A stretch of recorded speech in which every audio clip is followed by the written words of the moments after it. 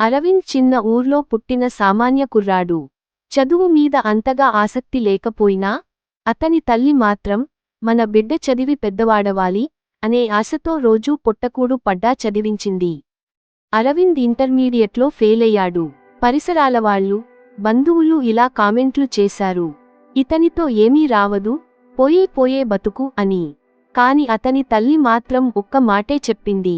పరీక్షలో ఫెయిలవడం జీవితానికి ఫెయిలవడం కాదు. ఆ మాటలు అరవింద్ మనసులో గట్టిగా ముద్రపడ్డాయి. అతను ఇంట్రోస్పెక్షన్ చేసుకుని, అసలు తనలో ఏ టాలెంట్ ఉందో తెలుసుకునే ప్రయత్నం చేశాడు. అతనికి కంప్యూటర్స్ మీద ఆసక్తి ఎక్కువగా ఉండేది. యూట్యూబ్ వీడియోలు చూస్తూ, స్లోలీ కోడింగ్ నేర్చుకోవడం మొదలుపెట్టాడు. 1 సంవత్సరం పాటు పూర్తిగా కష్టపడి, అతను ఒక చిన్న యాప్ తయారు చేశాడు. అది ఒక గ్రామీణ ప్రాంతం రైతులకి ఉపయోగపడే వాతావరణ సమాచారం అందించే యాప్. ఆ యాప్ అతనికి గుర్తింపు తెచ్చింది.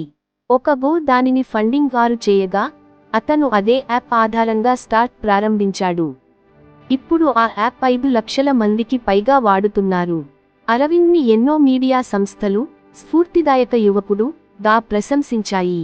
అతను చెప్పిన మాట, నేను పరీక్షలో ఫెయిలయ్యాను కానీ, జీవిత పరీక్షలో గెలిచాను. ఇలాంటి మోటివేషన్ స్టోరీల కోసం మన యూట్యూబ్ ఛానల్ని సబ్స్క్రైబ్ చేసుకొని లైక్ చేయండి. ఈ కథలో ముఖ్యమైన సందేశం, ఫెయిల్యూర్ అనేది ఆఖరు కాదని, నిజమైన విజయం జీవితంలో సాధించవచ్చని.